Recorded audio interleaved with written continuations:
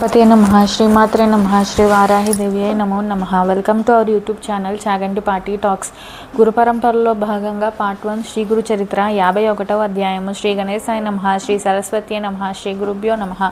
నామధారకుడు స్వామి శ్రీగురుడు వైఢూర్య నగరం నుండి బయలుదేరి వెళ్ళి గౌతమి పుష్కర యాత్ర పూర్తి చేసుకొని తిరిగి గంధర్వపురం చేరాక ఏం చేశారో సెలవు ఇయ్యండి అన్నాడు. సిద్ధయోగి ఇలా చెప్పారు. శ్రీగురుడు కొంతకాలం గంధర్వ నగరంలోనే ఉన్నారు. అది ఈశ్వరనామ సంవత్సరం. అప్పుడు బృహస్పతి సింహరాశిలో ఉన్నాడు. ఒకనాడు ఆయన భక్తులందరితో తాము శ్రీశైల యాత్రకు బయలుదేరుతున్నామని చెప్పారు. అది తెలిసిన గ్రామస్తులందరూ కూడా మఠం వద్దకు చేరుకున్నారు. వాళ్ళందరూ కన్నీరు కారుస్తూ శ్రీగురునితో ఇలా అన్నారు. స్వామి, మీరు ఇప్పుడు శ్రీశైల యాత్రకు వెళ్ళవలసిన అవసరం ఏమిటి? తాము తమ అవతార కార్యం పరిసమాప్తి చేయదలిచినట్లు మాకు తోస్తున్నది. ఇంతకాలం మీ అనుగ్రహంతో మా కష్టాలు అభీష్టాలు తీర్చుకుంటూ ఉన్నాము. మీరు ఈ గ్రామంలో విజయం చేయడం వలన ఈ గంధర్వపురం భూలోక వైకుంఠం అనదగినది మహాపుణ్యక్షేత్రంగా రూపొందింది. నిజానికి మీరు మా అందరికీ కులదేవతగా నిలిచారు. మేము అజ్ఞానులము, మమ్మల్ని విడిచిపెట్టిపోవడం మీకు న్యాయమేనా? ఏ తల్లైనా తన బిడ్డలను ఇలా విడిచి వెళ్ళిపోతుందా? ఎప్పుడు వారి చెంతనే ఉండి వాళ్ళని సాకడమే ఆమె ధర్మం కదా అన్నారు. శ్రీ నృసింహ సరస్వతి స్వామి వాళ్ళ భక్తికి కరిగిపోయి చిరునవ్వుతో ప్రేమగా ఇలా అన్వయించారు. బిడ్డలారా, మాపై ఇంత భక్తితో మెలిగి మిమ్మల్ని విడిచి మేము మాత్రం పోగలమా? నిజానికి మేము ఎల్లప్పుడూ ఈ గంధర్వపురంలోనే ఉంటాము. నిత్యం ఈ సంగమంలో స్నానము నిత్యకృత్యములు తీర్చుకొని మధ్యాహ్న సమయంలో ఈ గ్రామంలో భిక్ష చేసుకుంటూ ఈ మఠంలోనే మీ సేవలు అందుకుంటూ గుప్తంగా ఉంటాము. కేవలం లౌకికంగా స్థూల దృష్టికి మాత్రమే మేము శ్రీశైలం వెళ్ళినట్లు ఇక్కడ లేనట్లు కనిపిస్తాము. కానీ నిజానికి మా ప్రతిరూపాలుగా ఇక్కడ ప్రతిష్ఠిస్తున్న మా పాదుకల రూపంలో ఇక్కడే ఉంటాము. ఇది ముమ్మాటికి నిజము, ఎట్టి సందేహము లేదు. మా భక్తులకు మేము ప్రత్యక్షం కానిదెప్పుడు? ఈ గంధర్వపురంలో భక్తుల యోగక్షేమాలు కనిపెట్టి ఉండే మమ్మల్ని సేవించేవాడు కోరినది ఏది లభించదు. మీరందరూ నిత్యం ఈ సంగమంలో స్నానం చేసి సాక్షాత్తు కల్పవృక్షమైన ఈ అశ్వత్థ వృక్షానికి ప్రదక్షిణం చేసి అనర్థాలన్నింటినీ తొలగించగల ఇచ్చట పాదుకలను అర్చిస్తుంటే సర్వభ్రమలు తొలగి సాక్షాత్తు ఆనందమై సిద్ధిస్తుంది. ఎలాంటి చింతలు గల వారికైనా ఇచ్చటి చింతామణి అనబడు విఘ్నేశ్వరుని ఆరాధించడం వల్ల సర్వ విఘ్నాలు నశిస్తాయి. భక్తి శ్రద్ధలతో ఈ అష్టతీర్థాల్లో స్నానం చేసిన వారికి సర్వసిద్ధులు సమకూరి ముక్తి కూడా లభిస్తుంది. 3 కాలాల్లోనూ ఈ మఠంలో మా పాదుకలను పూజించి నీరాజనం ఇచ్చి నిర్మలమైన మనసులతో మమ్మల్ని స్మరిస్తే కోరినది తప్పక నెరవేరుతుంది. ఇక ముందు పవిత్రమైన ఈ దేశం లేచ్చుల అయిన యవనుల ఆధీనం అవుతుంది. వాళ్ళకు కూడా ఇక్కడికి వస్తారు. వారు వస్తే ఇక్కడ భక్తులకు కష్టం కలుగుతుంది. మేము ఇక్కడ లేమని వాళ్ళు అనుకోగలందుకు స్థూల దృష్టికి శ్రీశైలం వెళ్ళిపోయినట్టు కనిపిస్తాం. కానీ అదృశ్యంగా ఇక్కడే భక్తుల్ని నిత్యం ప్రసన్నులమై శాశ్వతంగా ఉంటామని చెప్పి ఆయన తమ పాదుకలు మఠంలో విడిచిపెట్టారు. వెంటనే ఆయన మఠం నుండి బయటకు వచ్చి సాయందేవుణ్ణి, నందీశ్వరుని, నరహరిని కలిసి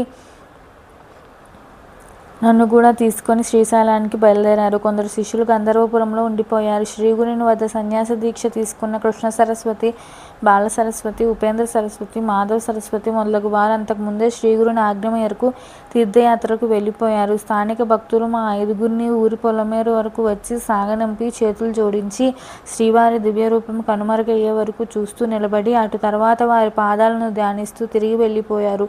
అటు తర్వాత జరిగినది చెప్తాను విను. వెనక శ్రీగురుడు వైద్యనాథ క్షేత్రం నుండి బయలుదేరినప్పుడు వారి వద్ద సెలవు తీసుకుని తీర్థయాత్రలకు బయలుదేరిన శిష్యులు వైడూర్య నగరాన్ని పరిపాలించిన యవనరాజు శ్రీగురుని ఆజ్ఞానుసారం కొంతకాలం ముందే శ్రీశైలం చేరి అక్కడ వారి రాక కోసం ఎదురు చూస్తూనే ఉన్నారు. బహుధాన్యనామ సంవత్సరంలో ఉత్తరాయణ పుణ్యకాలం వచ్చింది. కుంభరాశిలో సూర్యుడు, కన్యారాశిలో బృహస్పతి ప్రవేశించారు. అది శిశిర ఋతువు, మాఘమాసము, కృష్ణపక్షము, ప్రతిపాద పాడ్యమి శుక్రవారం నాడు శ్రీగురుడు శిష్యులమైన మా 4గురితో కలిసి శ్రీశైలం వద్దనున్న పాతాళగంగకు చేరారు. అక్కడ ఆయన స్నానం చేసి ఒక పుష్పాసనం సిద్ధం చేయమని మమ్మల్ని ఆజ్ఞాపించారు. మేమంతా త్వరగా పూలు సమృద్ధిగా సేకరించి వాటిని అరిటాకులపై అమర్చి ఒక పూల నావ సిద్ధం చేశాము. అప్పుడు శ్రీగురుడు దానిని నది నీటిపై ఆదేశిస్తే అప్పుడు మేము ఈ పూలనావలో ఈ పాతాళగంగ దాటి శ్రీశైలం చేరి అక్కడ మల్లికార్జునుతో ఐక్యం చెందుతాము. మీరందరూ వెనక్కి తిరిగి గంధర్వపురం వెళ్ళిపోండి అని చెప్పారు. కానీ మేము నివ్వెరబోయాము. ఆకస్మికమైన వారి ఆజ్ఞకు కుంగిపోయి కన్నీరు కారుస్తూ అలానే ఉండిపోయాము. ఆయన మమ్మల్ని ఓదారుస్తూ ఇలా అన్నారు: ప్రియ శిష్యులారా, మీరు ఇలా దిగులు పడకూడదు.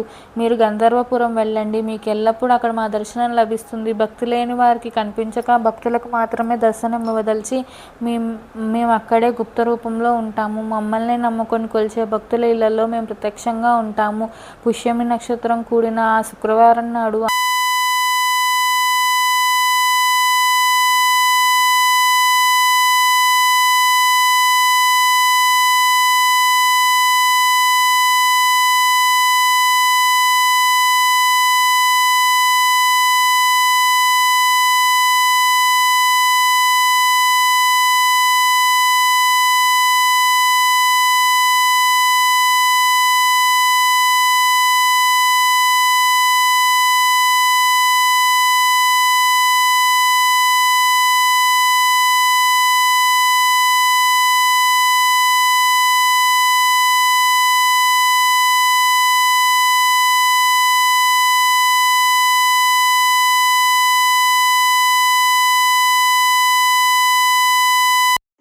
వాటిని ప్రాణం కంటే ఎక్కువ విలువైనవిగా భద్రపరుచుకొని పూజించుకోవాలి. ఇది మా ప్రమాణం.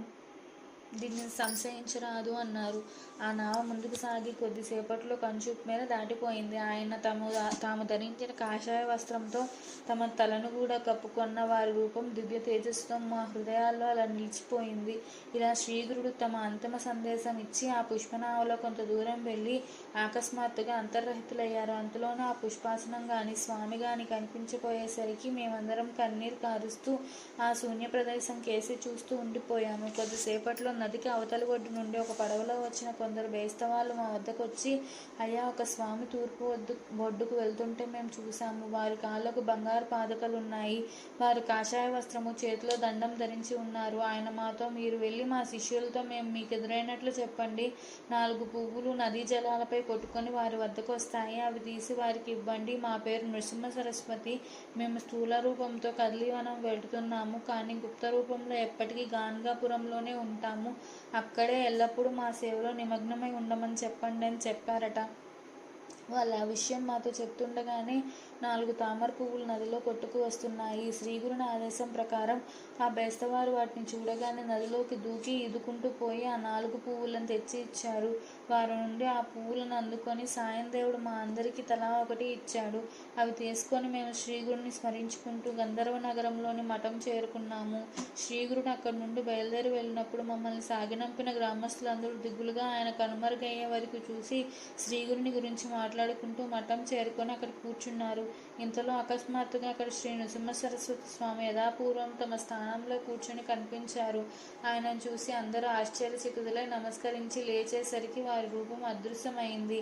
అంతటితో గ్రామస్తుల సంశయాలన్నీ మటుమాయమై ఆ అవతారమూర్తి సామాన్య మానవుల వల్ల తలచడం ఎంతటి అపచారమో వారికి అర్థమైంది. అందరూ ఆ సర్వగతునికి సాష్టాంగ నమస్కారం చేసుకొని తమ ఇళ్లకు వెళ్ళిపోయారు. అప్పుడు నామధారకుడు స్వామి ఆ పువ్వులు ప్రసాదంగా పొందిన మహాత్ములు ఎవరో అని అడిగారు. సిద్ధయోగి స్వామికి శిష్యులందరూ ఉండేవారు. వారిలో బాల సరస్వతి, కృష్ణ సరస్వతి, మాధవ సరస్వతి, ఉపేంద్ర సరస్వతి ముఖ్యమైన వారు. వీరేగాక ఆ శ్రీశైల యాత్ర సమయంలో సాయం దేవుడు, నందిశర్మ, నరహరి, నేను మాత్రమే స్వామిని అనుసరించాము. ఆ పువ్వులు ప్రసాదంగా లభించినవి మాకే. నాకు దొరికిన ప్రసాదం ఇదిగో చూడు. దీనిని భద్రంగా ఉంచుకొని మనస్సు నిశ్చలంగా గురుపాదాలపై నిలుపుకున్నాను. అందుకు సాధనంగా ఈ గురు చరిత్ర కూర్చాను. అంతేగాని గురు మహిమను పూర్తిగా వివరించడం మహామహాత్ములకే మాత్రమే సాధ్యమవుతుంది. ఇది ఇహంలో పురుషార్థాలను, ఆ తర్వాత పరమార్థాన్ని ప్రసాదిస్తుంది. దీని పారాయణ వలన సుఖము, పవిత్రత, శాంతి కలుగుతాయి. పాపాలు, రోగాలు నశిస్తాయి అన్నారు. 51వ అధ్యాయం సంపూర్ణం. శ్రీ దత్తాయ గురవే నమః. శ్రీ శ్రీపాద శ్రీవల్లభాయ నమః. శ్రీ నృసింహ సరస్వత్యై నమో నమః. Please subscribe our channel. Thank you.